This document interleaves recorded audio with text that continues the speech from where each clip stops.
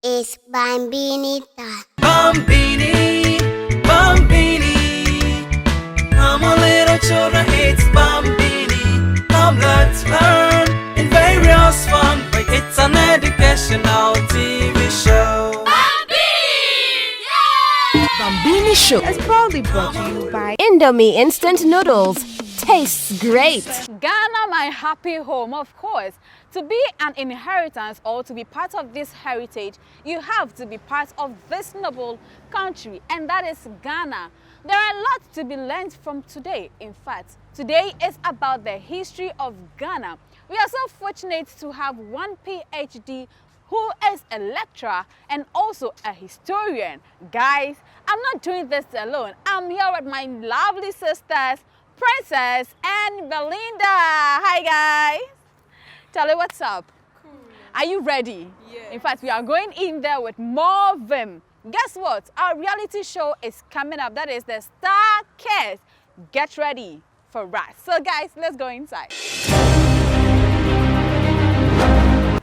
These are your girls. So Bambini is here.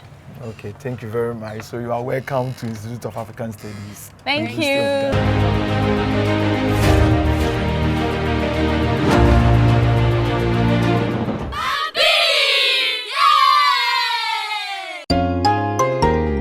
Every child is so unique. You like no other. Outstanding in every way. It's me like no other. So anytime you walk and play, You like no other. you are special like Indomie. It's me like no other. Did you know that every child on the planet has their own unique fingerprint like no other? You like no other. I can play the drums. I'm talented. It's me like no other. I can sing. I can dance. You like no other. As well as their own unique talents and abilities. I can cook. I can paint. You like no other. Indomie. Indomie. You like no other. So every day, in whatever you do, remember you are special in your own way, like no other. Thank you, Mom, for letting me know I'm special and for making me my special Indomie. Thank you, Mommy. I love my Indomie. This advert is FDA approved. Sir, you're welcome to Bambini Show. Thank you. Thank you. We are so much privileged to have you on our desk. Can you please give us a little information about yourself? So my name is Kweku Darko Ankrah. Okay. I am a PhD candidate at the Institute of African Studies, University of Ghana. Wow. And I'm a historian. So basically what I do is I also do research about the history of Ghana. And in my own area, it's about Fanti history, and also the general Ghanaian history. And then I also do a lot of work in the Akan names and their meanings. Wow. So that is a major work I'm doing, and very soon a book of it is coming out in volumes. Wow, we can't wait. Yeah. Then please, if you are watching us, kindly take a book and a pen, because we are indeed going to do some lectures or classes, should I say it that way? All right, sir, before we set the ball rolling on our questions, can you give us a brief history about our country, Ghana? Yeah, so as you know, as a country, we came from various places to dwell in this country called Ghana. So the history tells us that the Aboriginal people or the indigenous people who were living in Ghana before any other ethnic group came were the Guans. Okay. So the Guans are scattered all over Ghana. We have some in the central region.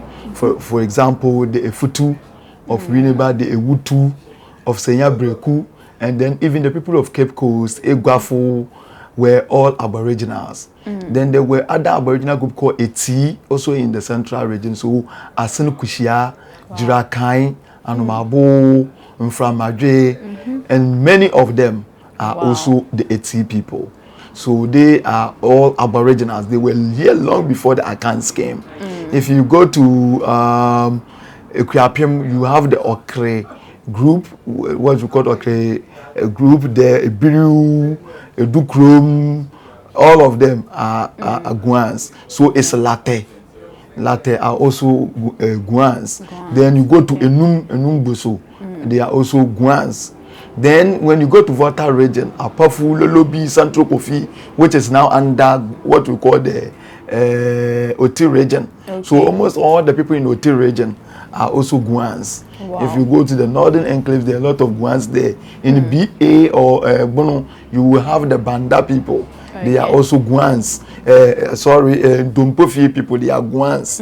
Then so the Guans are scattered all over Ghana, and they were here before the major ethnic groups like the Akan, the Ga, the Gandambes, or even the Dagombes, and then how do you call it, Gonjes and Co. were coming to this country. So that shows you that the Guans were the people who were living here. So the Fanti said they came all the way from Timbuktu, settled at Techiman, and then they moved all the way to the coast and settled at Mankesim before they dispersed. The Ashantis were also among the Akan group, so the Asante people also moved to the area they are settling today. Wow. You have as for the Asante, is one of the youngest ethnic group in Ghana because they used to be a sub clan groups or lineages. So because they were under Denchra, and then they decided to come together and fight against the oppression of the Denchra people. So they fought and in 1699, and then they won the battle in 1700, 1701, and then Ashanti State were founded. So that is why they call them Asante, which it comes from the word Osa Inti, because of war. So they are people because of war. They came together to form that ethnic group. Oh, okay. So that is how they came. Then you have the Denchra people who also came all the way from the northern territories, and then they are also a Akan group. When on their migration, according to them, they also came to settle at somewhere in the Bono, and then the place they settled was Tra. So because they stayed there long, people say they have stayed there long that they have become like Tra people. So Denchra. Done in Tra people, so Denchra, and they also came to settle where they are in the central region. Wow. At first, they were in the interiors at Abenkusiasi before they came to where they are, and their capital is at Jokwa. So that is for them. Then there are some people too. They are also Akan. So there are many. You can talk about the Dagombes who also moved from the Zamfara areas and moved all the way under their leader Tohazi, the Red Hunter, and then they moved all the way up north, and Tohazi gave birth to Nabewa. So Nabewa stayed at Pusiga, founded the kingdom there, and then his children. Out of his children, one of them, Tuhagu, founded the Mampurisi kingdom. So they are the elders.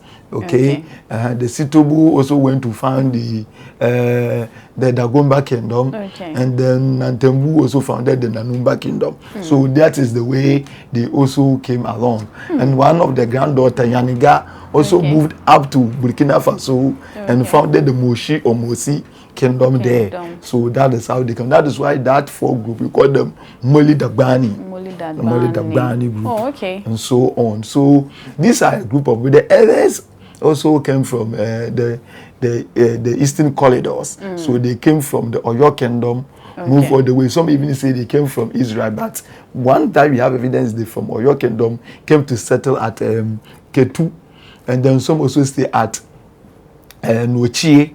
So it is from Nochie they migrated all the way to Ghanaian territories and settled at various places. Ghana, we are very big. It's very big. We have a lot to talk about today. Any question for Sir? Sir, so how was the name Ghana discovered? How did Ghana come about? Okay, so Ghana is an old kingdom. It's what we call a pre-colonial kingdom. It has existed a long time ago, and it was an empire, very rich.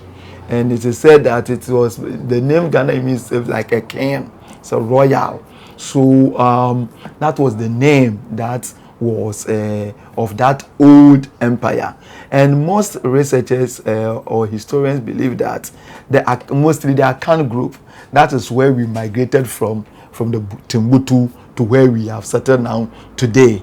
So when Ghana was going for independence, since 1896, a man called Jacob Annaman wrote a book called The Gold Coast Guide, and said if Ghana is going to the Gold Coast is going to have its freedom, the country needs to be called Ghana, which is Jinawi in his assertion. Then Lady Lugard, in her study of also the tropic Africa, in the book of 1907, also talk about the fact that the cultural traits of the people shows that also they came from the old Ghana Empire. Okay. So if there is the need to describe the people, so and various people also argue. So J.B. Dankwa too, in his 1927 book on the letter, the young men of Achim Ebuapa, also make the same argument, citing these earlier scholars about the need why Ghana needs to have the name.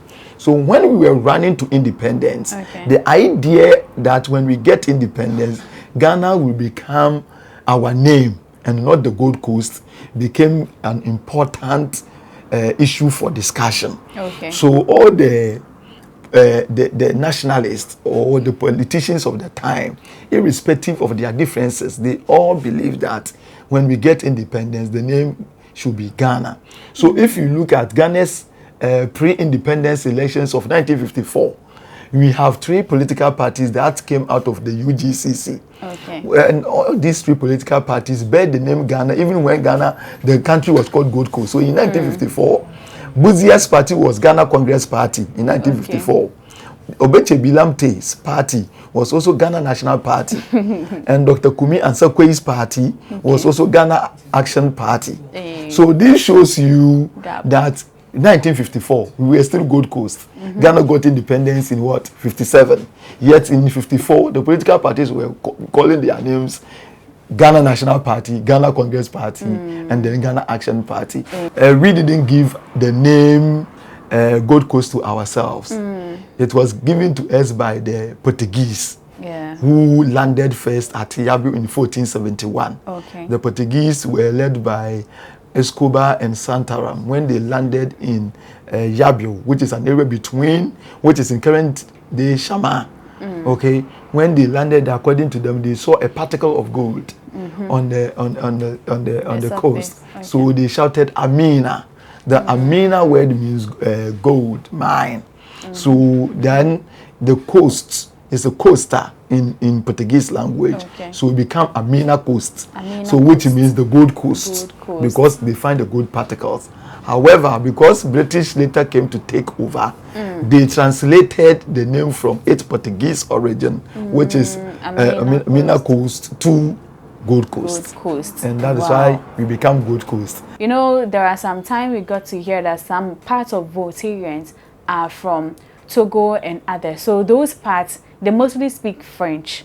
So when the French came to take over, is it when that's also initiated? Yes. So as I was saying, the Togo itself was also territory of the Germans. Okay. So in the First World War, when the Germans lost the war, then it became a trusted territory that needs to be taken care of by 2 superpowers. Okay. That is the French and the British. So the Togo as a property of the Germans became a trusted territory. Okay. So under the trusteeship of the Germans and then the British. So it was divided into 2. That is the French Togoland and then the British Togoland. Okay. Okay, the French Togoland and the British Togoland. So the British Togoland and the French, what is French Togoland? Prior to 1919, trusteeship that flows out of the war, they were speaking German. Oh, okay. So if you go to those olden part of Volta region and then Oti region, they speak, some of them, the old men who are around 80 years, 90 years, who were then in those era, can speak German fluently. Wow. And then, so that is how it happened. So when the British took over, the people under the trusteeship of the British, which is the British Togoland, started speaking English. Those who fell under the French Togoland started speaking French. So when Ghana was going for independence, and because the British were also taking care of the British Togoland, a question was put that they should make a decision to see whether they will join and become one Togo, that is their brothers in the French Togoland, or they will join the Gold Coast. So it went to an election which is called the plebiscite of 1956. So in the plebiscite, they voted overwhelmingly for the decision, yes, that is to join the Gold newly Coast. independent Ghana, and then they joined before we became independent. So that's how that corridor. And when we say of transported Togoland, it takes all the way from part of Ho, okay, all the way. In fact, the entire Aflao area downwards to up to Keta area, they have always been in the Gold Coast, even long before Ashanti became part of the Gold Coast. So those people from Ho area to some part of Buem, okay, in Kwanta area up to Boku, okay, and some part of the Nauri land and Co. They were even some part of Gonja and Agomba land were all part of the transported Togoland. So it was after the plebiscite that them all have their full complement and became part of nation state Ghana. Wow. So Princess, what question do you have to say? Okay, I would like to ask the history of the Big Six. Okay. So the Big Six are a group of people that formed part of a political party called United Gold Coast Convention. Okay, founded in 1947. So August 4th, 1947 at Salt Pond. And this is the first major political party with intention to fight for independence, because after Second World War, decolonization or an attempt to go for independence took place in Africa. So this notion gives certain oxygen to the nationalists to form the party in 1947. And when it was founded, as you know, they have their motto, independence within shortest possible time. So they founded this party. And then something important happened in the Gold Coast in agitation for our independence. A man called Kweku Darko Ankrah, chief of Osu Alata, came out to campaign against the boycotting of European goods, because the foreigners in the Gold Coast who were into retail system and selling, and they control the retail systems, and with the foreign companies like UAC, which is now Unilever, Levantes, and GB Olivant, all of them in those days were controlling the business. And then they hoard the goods, and the prices will go high, and then Gold Coasters were not able to buy. So Kweku Darko Ankrah told them to lower the prices of things they sell, and he gave them an ultimatum that if they don't, there will be positive action. And so when they didn't listen to his caution, he embarked on a positive action. This organization have formed these companies have formed an organization called Association of West African Merchants, aka AWAM. That is how the term AWAM came into our Ghanaian system. And because they do AWAM, they hoard things and they sell, which means AWAM is a person who cheats others. Yes, so the AWAM came from this acronym of Association of West African Merchants. So Kweku Darko Ankrah did nationwide strike, and then these people have to reduce the price. But before that will happen, it led to a massive looting in Accra, and then opposition UGCC entered into the fray. So the British colonial administration blamed the UGCC executives for the positive action leading to mass looting. And as a result, they went around to look for their leadership to arrest. When they went, they gathered the 6 people, which is Edward Akufo-Addo, who is the father of the current president. Then you have Akwaje, you have Obechebi Lamptey, you have Dankwa, and then Nkrumah himself. And then they formed the Big Six. Okay, so that is how they became Big Six, because they were arrested following the positive action that occurred, leading to looting and riots. Okay. Wow. Wow. So that Please, I'd like to know how Ghana gained independence. Ghana, as you know, was an independence. It was an entity on its own. When the British, the whites came to land on Gold Coast from 1471, they were not anybody's masters. They were not ruling the Gold Coasters. In fact, they were equal opportunity traders. They were taking care of each other. They were just trading. And this went on up until an attempt was made by the British to, colonize the Gold Coasters. In 1844, they signed a bond with some 8 Fanti chiefs, which is now known as the Bond of 1844, which was also signed in 6th March of that year. And the bond did not mean that they were going to take over, but the bond stated that wherever the Her Majesty's cannon, the cannons on the castle, when it is shot into it, becomes the territory of the British. However, the British, by whatever means, extended their jurisdiction over to other areas, and many more chiefs started signing under the treaty. So getting to more than that. So by 1873, 1874, the British brought what is called the Order in Council, and then they created Gold Coast Colony in 1874. So Ghana, Gold Coast officially became the colony of the British in 1874. That is when we became under someone's power. So after that period, the Fanti intellectuals decided that no, they wouldn't allow that thing to happen. So they founded a party called Fanti Confederation in an attempt to try to take over power, but the intention was not but to create cultural awareness, because we were Fantis, Ga people living under one group of people. So they created what is called cultural nationalism. The idea that we are no longer Fantis, Gas, but we are what? Gold Coasters. And we should think that way. So it was followed by a creation in 1888 of an organization called Fanti Amembu Feku, which is Fanti National Society or Council.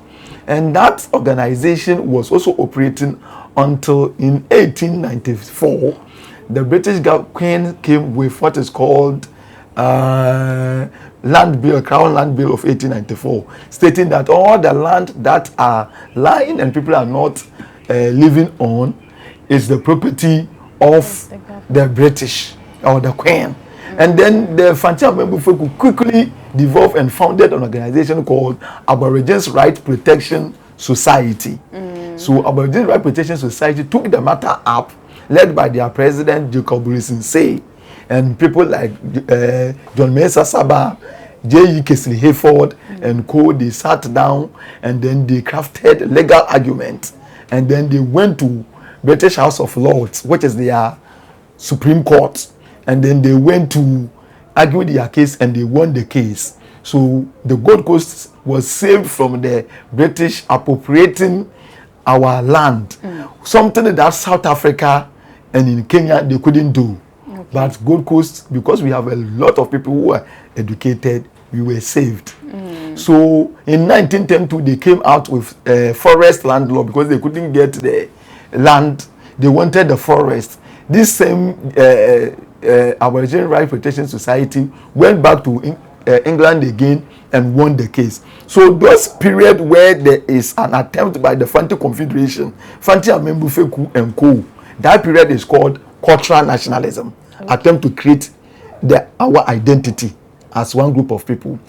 The period where Aboriginal Right Protection Society also started operating, and then they went down from 1919 going. We have National Congress for British West Africa, led by J.E. Kesley Hayford, who thought that if we want to get independence, there is the need to have West African nations together to fight against a common British enemy. And then they started that one too. So National Congress for British West Africa also came into protesting against rules and laws that the British were bringing. In Accra, a man called A.W. Kojo Thompson whose name has been given to a road in Accra called Kojo Thompson Road, also founded a nationalist organization called Gamambi Party. Okay, so we found that Gamambi Party, and then there was also Asre Koguru Party, also by Kote Papafiu, who is the first Ghanaian to become a medical doctor. Okay, also founded that party there. And then there was also Dr. F.W. Nanka Bruce, who also founded Ratepayers Association Party. Dr. Nanka Bruce, according to all his stories, was the most best dressed man in the Gold Coast. He was a medical doctor, the third man to train as a medical doctor in the Gold Coast. He also founded that party. And all these nationalist groups start to fight for the right of the Gold Coasters. And they fought from the period of 1897 up to 1947. Who fought within that group? We call them protest nationalism, or what is called proto-nationalism. Okay. So we have cultural nationalism and then proto-nationalism. Then from 1947, as I explained earlier, decolonization took place because of the Second World War. And then this kind of nationalism to fight for independence was more aggressive or radical. So we call that period of also struggling for independence from 1947 to 1957 as radical nationalism period. Wow. It is the radical nationalism period that gave us independence. And the parties there were the United Gold Coast Convention, Conventions People's Party, we have Muslim Association Party. Okay, there were a lot of parties. In fact, one British man even founded a party, and he wanted to be president. He was a white man. That shows you how our independence. So Ghana's independence struggle has a lot of individuals, a lot of contribution, and then it's at its top was the radical nationalism period from 1947. And Nkrumah led us. Dr. Kwame Nkrumah led us to independence in 1957. Wow. In fact, today we have learned the history of Ghana. And the information is more, but unfortunately, our time is very, very limited. And so to wrap it up, he will tell us why we have 16 regions instead of one Gold Coast. And then we will say goodbye. Yeah. So it is called devolution when a nation is there for easy distribution of resources and governance. The state, the nation is divided, the territories are divided, and they are given certain administrative role because the president alone cannot stand from Accra and give everything. So for this reason, territories are divided, and there are a lot of benchmark data look at the size, the ethnicity of the people, and so on also come into play. It's a complex thing. Okay. When that thing is done by, and normally it is done after a census, and as you know, census are done every 10 years by Ghana Statistical Authority, or whatever the name is. So when Ghana Statistical Service, it's Ghana Statistical Service, so JSS, when Ghana Statistical Service does that, then you give the information to normally to the population authority people, and then it goes to the electoral commission. So it is the duty of the electoral commission to also demarcate the territories, and that is how it is done. And the presidents will come in and tell us why the division comes about. So that is why, as one country, we have that division. So we want to say a big thank you. My name is Abna Ahene, and I was your host. I'm here with Belinda Joafrico and Princess Boateng. In fact, it is such a privilege to have you right here on Bambini Show. So let's say bye-bye to Bambini fans. Bye-bye.